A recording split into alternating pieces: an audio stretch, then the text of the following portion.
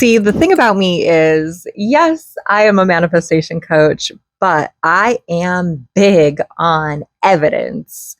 I teach based on science and psychology, not a hope and a dream.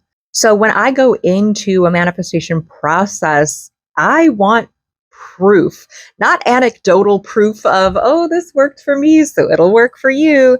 I want real, compelling evidence, like scientific studies that support the work I'm about to try to do, or a plethora of reviews that are actually real from people that seem just like me who were able to get results trying this method or this approach. And I know I'm not alone. I know you like proof too. So instead of this series just being, oh, this is what worked for me, and oh, I feel better, so just trust me and try it for yourself. No. I mean, technically, this series is about what works for me, but I want to show metrics. I want to give you the real numbers. And that's why I'm tracking my journey. So I've broken down my goals into 6 different categories. Now, a lot of these categories are overlapping, so it's not technically 6 different goals. Most of the goals are feeding into each other anyways. But I did break it down for simplicity's sake, so you can really see where my success, or hopefully not failure, is coming from, and where you can see if different categories of my life are progressing while others are stagnant, and just how all of these different goals can interact. So my first goal that I'm going to be sharing with you is my socials. Now, this really is just an extension of my financial goals. Because my socials are business-based, this is where a lot of my money is going to originate, with views and watch time and subscribers. And that's why I'm keeping track of these metrics. So these are my starting social metrics. Please don't laugh at me. Everybody starts somewhere. And remember, I've taken about 2 years off of social media, only posting sporadically and posting from a place of trying. So that's the reason why my stats are relatively low. But there is a positive thing to starting with such low metrics, and that's the potential for growth. So because I'm starting basically on the floor, I have a lot of room for growth, really infinite potential. So stay tuned because these results could be really exciting. Now, my next area of growth is the main one that I'm working on, and that's my financials. So here's where we're starting off financially. And although it's human nature to do so, I would encourage you to try not to compare your starting stats to mine. Everyone has a different journey, and you might have a leg up on me. You might be light years ahead of me, or you might feel pretty far behind. And that doesn't say anything about your potential for growth or mine. It just means that we've taken different paths to get where we are today. So we've ended up in different places. Next, we're going to talk about my physical stats. And I'm going to keep the measurements part of this off of the internet. Just keep things just a little bit vague. Because although I am sharing a deeply personal journey very publicly, not everything needs to be posted online. This might be an overshare as it is, but some things to keep in mind with this. I just had a baby 19 months ago, and I did have a very difficult pregnancy. Again, I was literally disabled. If you missed part 1, I could barely even walk to the bathroom by myself. So I gained 80 pounds in my pregnancy, and I've managed to lose all of it and a little bit more, but it did take me 19 months, and it was a lot of work. So these stats are not bad by any means, but they're also not where I want to end up. I don't think that this is an ideal reflection of all of the work that I've put in. And there is still room for improvement. Like, I didn't put in 19 months of work to end up with a result that, for me personally, feels incomplete. One of the reasons I say that is because before I got pregnant, I was in one of the best shapes of my life. I was training for a half marathon. I was very strong. I was very healthy. And even though I've lost more weight than before I got pregnant, my body, it just doesn't feel and look the same, which is normal. But all this to say that my original starting point was already quite good. And that's why my goals going forward with my physical appearance are pretty high. It's because I'm used to a baseline that really is kind of above average. And that's not me trying to flex. That's, again, just statistics. So please don't compare your body goals to mine. That's not the purpose here. The purpose isn't comparing two completely different people with two completely different journeys. The purpose is comparing me now to where I'm going to end up. My next set of statistics is my health statistics. And again, this is very closely tied to my appearance goals because my appearance is namely focused on weight, muscle, things like that. And so one of the ways I'm going to achieve that is by being more healthy. So I'm including my health stats, but again, these are very overlapping goals. Don't think of this as 6 completely separate goals. They're very intertwined because 6 separate goals would be too ambitious of an endeavor. And if this is a journey that you want to start for yourself, I do have worksheets down below so that you can track your starting stats as well.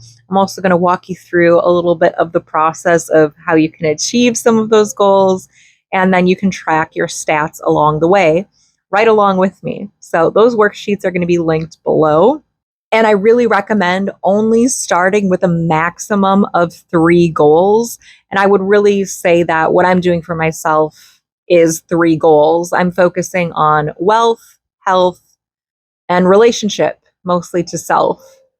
Wealth, health, and self. But we'll get into the rest of those categories in just a second. So the health goals that I'm focusing on are going to be deeply tied to my exercise routine, to my diet. I really believe that you are what you eat. And so if I'm eating a bunch of processed junk food like I have been, it makes sense that I'm not going to feel my best. And if I'm not getting in daily movement, even though I have the physical capability to do so, it makes sense that I'm not going to feel my best. And so I'm doing exercises to help with chronic pain. I'm doing exercises that are going to help with depression, anxiety. I'm fueling my body in a way that's going to help me reach all of those goals. And so that's why I'm keeping track of health as well. Now, the next category is kind of in here a little bit as a throwaway. I mean, not really. It is really important, but this goal has to do with relationship, and that's relationship with my husband. Things there are really good. They really always have been. Even as we go through ups and downs, I feel like the things that make a relationship stable and reliable are really always there for us. We have great trust, great communication. We work together as partners fairly well, even during big, big moments of stress, like raising a toddler completely on our own with no help at all, which is super stressful, especially considering we both have 2 jobs. We are both doing this all on our own. We don't have a break. It is really, really stressful. And our relationship at its foundation is very, very strong and always has been. But there are still some areas where we could use some growth. And the main one being quality time, like really being able to have that connection. And that's been super difficult ever since we had our son. The reason being, again, we don't have any help. So any dates that we do is with our son, and we're not really going out anywhere. We're saving pretty much all of our money to move. So we're not even really going out to dinners or doing many things like that, maybe once or twice a month tops. But even more than that, I would say the main problem is that we are exhausted. We are both really tired, and we don't have a lot of spare time, let alone spare energy. So the entire day, we are taking care of our son. Everything revolves around him, which is such a blessing. We love being able to spend time with him. He's amazing. But that means that us time gets pushed to the end of the day when he's in bed. And that leaves us with very depleted energy. We don't have a lot of ourselves left to pour into each other at the end of the day. So that's one thing I really want to work on. And it's something I'm excited to work on. I love spending time with my husband, and it's going to be really great to be able to get back to it. I would say that my skepticism lies in whether that's a goal that we can really achieve while we're living here. We are moving out of state to be hopefully neighbors with his parents so that we can get some breaks, we can get some time to ourselves. And I am skeptical of whether our quality time is really going to improve that drastically while we're still living here and our circumstances don't really have the ability to change. But I'm open to things unfolding in ways that I cannot see right now. So that's why this goal is something I'm still keeping track of now. And finally, my goals around self, which really tie into health, wealth, relationships. Self is all of that. So I am keeping track of just overall, how am I feeling? How am I doing? And this is something that really, again, is just going to feed off of the other goals that I have. So these are my starting stats for self. And again, if you want to set goals for yourself and kind of follow along with my journey on your own, I do have free worksheets below. They're completely free. You don't have to enter your email, anything like that. Just completely free. My gift to you. Those worksheets are below so that you can track your stats right along with me. So I have a lot of goals. I mean, it's really not that many, but it's enough that I really need to stay organized if I'm going to achieve them. So in the free worksheets below, you're going to find a tracker so that you can set your goals and measure where your starting point is. I'm going to walk you through how you can take steps to achieve those goals. And then I'm going to walk you through how to schedule those steps into your day. Because it's one thing to just set a goal and put it out into the universe, but it's a whole other thing to action on the goal and really execute it in a way that's going to get you the results. And one of the best ways that you can do that is literally by following the steps in the worksheet, planning how you're going to reach that goal, and putting those plans on your schedule. Don't just tell yourself, oh yeah, I'm going to go to the gym. That sounds like a great idea. I want you to put it at 7 a.m. on a Sunday or whatever time works for you. Really put it in your schedule and be as specific as you can. So it's far better to say, I'm going to go to the gym on Monday, Wednesday, and Friday morning versus saying, I'm going to go to the gym 3 times a week. Big difference. So scheduling is super important. And that's why I made this. So everything in yellow is related to health and a little bit of work. This is where I'm going to the gym, I'm meditating, I'm going for walks, I'm practicing gratitude, and also when I'm at the gym in between sets, doing a little bit of work. Then in red, these are things that I have to do for work each day. So filming, creating content, things like that. And then in green, green is for fun. So green is reading. I'm doing stretches, which is technically for my health goals, but it's also fun. And then I literally wrote fun on the calendar because I do need to remind myself.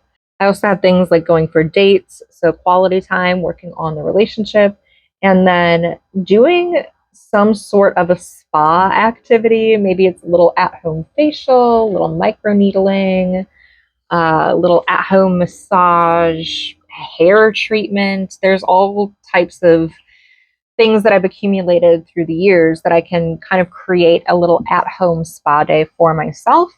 And so not every day has work. Some days don't have any work, and some days do have a lot more focus on work.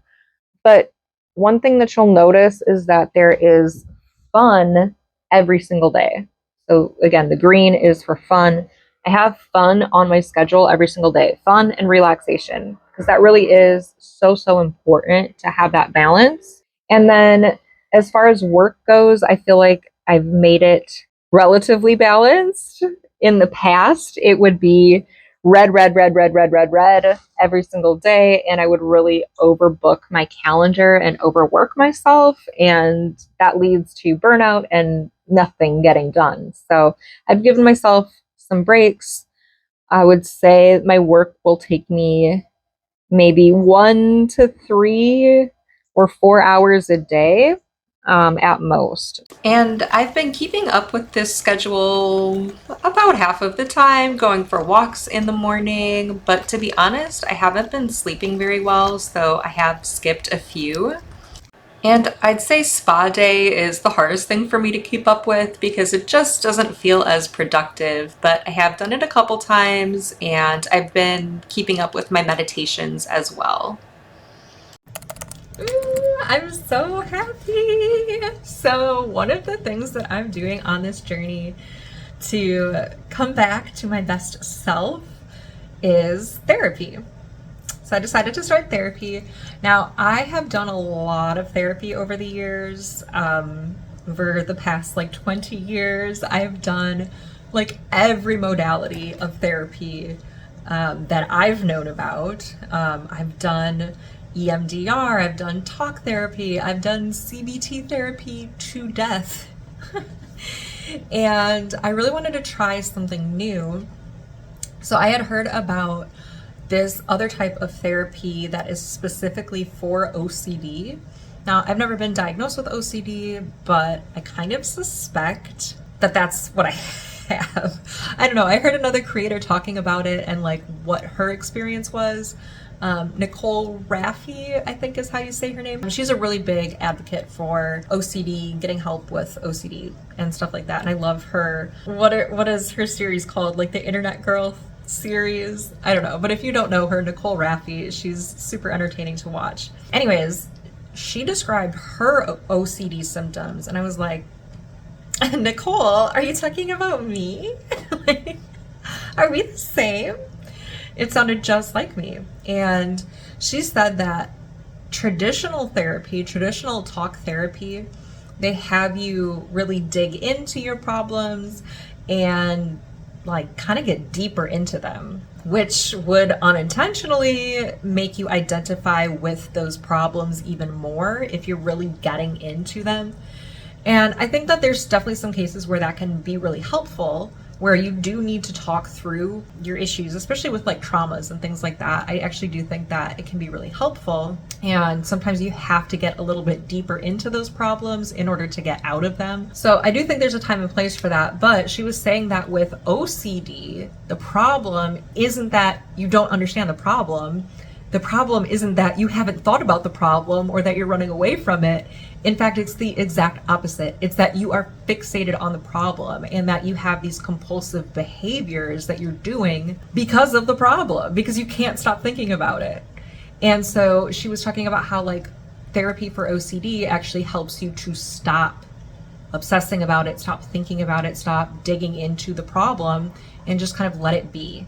You're not trying to change it, you're not trying to fix it, you're not trying to heal it.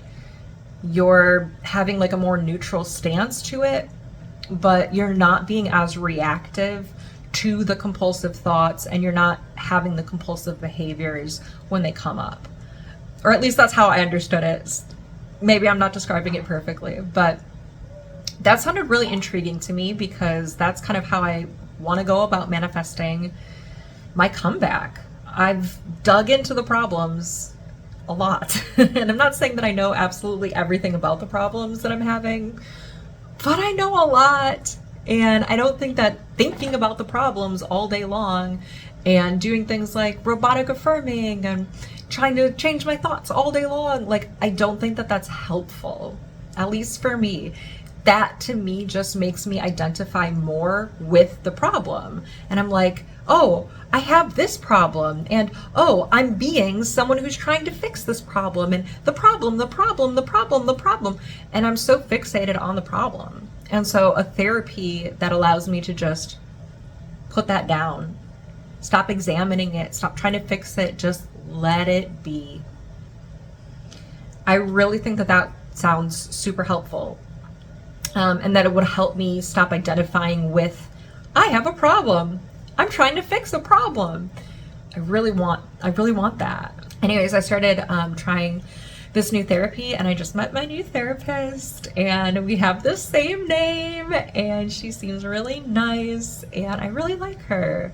I think that she seems super insightful. She has a lot of empathy. I feel like she really understands like where I'm coming from. She definitely was not trying to, like, talk down is not the right way to say it, but I feel like a lot of therapists are very basic, unfortunately. And like I said, I've been through 20 years of therapy.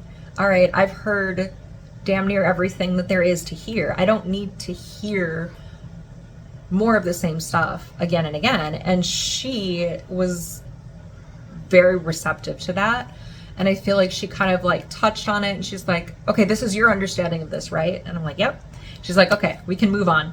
Whereas I feel like a lot of therapists try to like over explain the basics to me, and I'm just like, we're just kind of like wasting time, because I've heard this for 20 years. So I really like her approach. I really like that it was like a very high level therapy appointment, and I'm super, super excited because one of her specialties is OCD.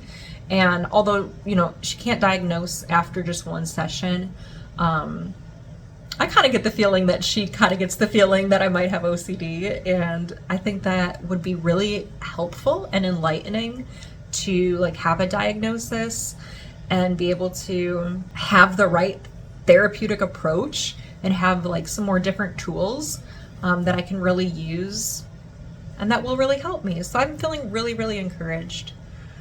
I feel like the therapy appointment kind of gave me a little bit of permission to stop stressing so much about money and really just talking through it with another human being, especially like a qualified professional, is really helpful.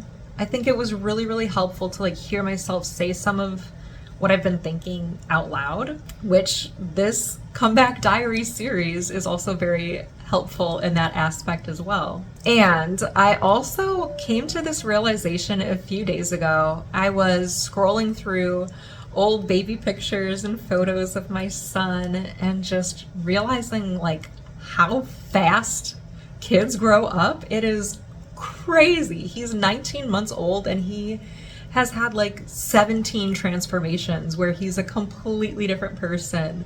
So fast they grow up. And I just had this realization of like, why would I try to miss out on any of that? Why am I trying to find ways to cram more stuff to do in my day-to-day schedule? Why am I trying to fit more hours of work into my day away from him, to take time away from him when he's changing so fast? What is the point of this? Like, I'm trying to take time away from my baby to work? To work? I'm trying to take time away from my baby to work? That doesn't make any sense. That doesn't make any sense. And like it does, it on some level it makes, like, I get it, I understand why, but like just logically think about that. To work, I want to spend time away from my baby to work, and it's not even making me money right now, not anything substantial. Like if I was bringing in tens of thousands of dollars a month, that would be a different story. But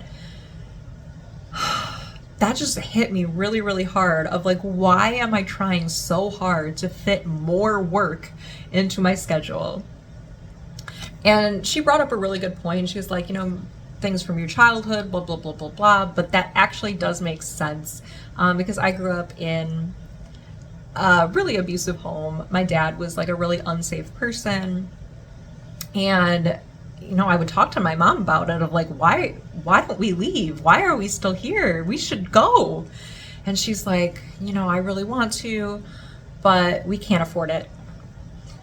We can't afford to keep the house on just my income. And so we would have to leave and move into the city, into a bad part of town, because that's all that I can afford. And I think that really stuck with me of like this idea, this belief that women need money, women need a substantial income in order to be safe. Now, my husband is nothing like my dad at all. He has never ever been any type of abusive at all. So that's what I mean by it doesn't really make sense. But then my inner child, right? There is that traumatized part of me that still believes it's not safe for me to not have an income. And so even though I have savings and whatever, that traumatized part of me is like, it's not enough. You need an escape. What if something happens? I'm just like, nothing's gonna happen. And I'm really excited to dig into that in therapy, but also just to like do some inner child work on my own and kind of talk to that part of me, give myself reassurance and comfort and understanding of like, hey, it totally makes sense why you feel that way. So this is like the IFS parts work therapy, inner family systems, really incredible modality of therapy that I actually really enjoy. But talking to that inner child, that traumatized inner child, and just giving her that reassurance of like, it's safe. Like, you're safe. Your husband is not going to start hitting you. That's not going to happen. You don't need an escape plan. You're safe. And also, this is only temporary. Once my kid is going to preschool, kindergarten, all of that, I'm going to have plenty of time to work and figure everything out. But it doesn't need to be right now. And I can still do a little bit of work here and there. I'm still posting on YouTube and all that. But I don't need to cram as much work as possible into every little nook and cranny of the day. It's okay to just relax for a little while. It's okay. So I really like my therapist, and I'm super excited to see where it goes, and I will keep you guys updated. Oh my gosh, you guys. So I'm trying to cut out sugar, which I normally don't have a sweet tooth. I'm not really big on like treats and desserts and stuff like that, but I hit my goal weight about a week ago. And as soon as I did that, I, for whatever reason, decided I was just going to stop following my healthy diet and just eat whatever I wanted. I told myself that I was celebrating, but what was actually happening was my old identity, my old fat identity was dying. Like, it came to this realization that it died. It was gone. That I had like hit my goal weight, and that fat version of me no longer existed. And that identity of the fat me was like, we can't let this happen. And that's where the self-sabotage came in. And so it disguised itself as, oh, you hit your goal weight, you should celebrate. But really, again, that was just the identity trying to resurrect. So I've been eating like crap for about a week. not that big of a deal. I can just get back on track. I really enjoy my healthy diet. I eat enough calories. I eat good, healthy, whole foods. I eat burgers. I eat wings. I eat pizza. I eat tacos. I just eat the healthier versions of them. So it's not like I'm like super deprived on in my normal way of eating. But the problem is that I really don't do desserts or sweets because for me that's like a big trigger and I will like overeat them. Desserts, sweets, and popcorn. I will overeat that, and Cheetos. So the easy solution is just don't buy them. Just don't have them in the house because I can't overeat them if they're not there. So they're gone. I ate them all. I ate everything. I ate all the I ate all the sweet treats. I ate all the popcorn, all the Cheetos. It's gone. Nothing left in the house. But which is a good thing. But now I really want some sweet treats. I got addicted to sugar again that fast. It just took me a few days. And I got like back in the habit of, oh, every time I eat a meal, then I have dessert. And that's a habit loop. Like if you're trying to create a strong habit, pair the change that you're trying to make with something that you already always do anyways. So every time I eat a meal, then I have dessert. That's a really strong way to make a habit. Now, in this case, it's not a beneficial habit, but you can do it with things that are beneficial, like every time I take a shower, I say my affirmations. Or every time I put on my pajamas, I say nice things to myself in the mirror. Whatever it is. So you can create a really strong habit loop. I unfortunately created a very strong habit that I don't want to have, which is that sugar craving. I want sugar so bad. I want to go get like a donut.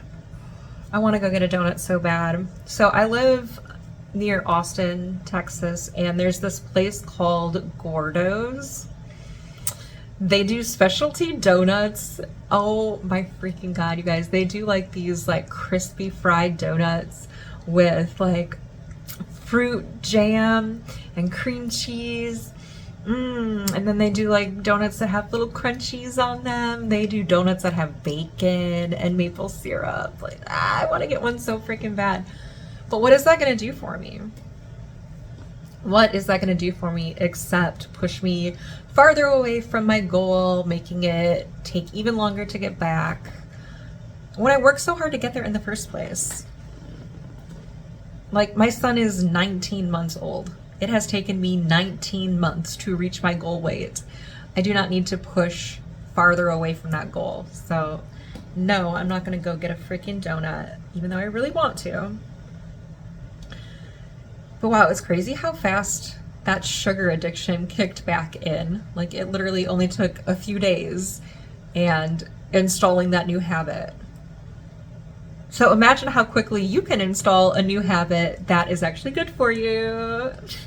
Thanks so much for watching. I hope you guys are enjoying this series so far. Comment below what about this is relatable and any questions that you have, because I really want to build a community of people who are on a similar journey to better themselves. I will see you guys in the next video, and happy manifesting!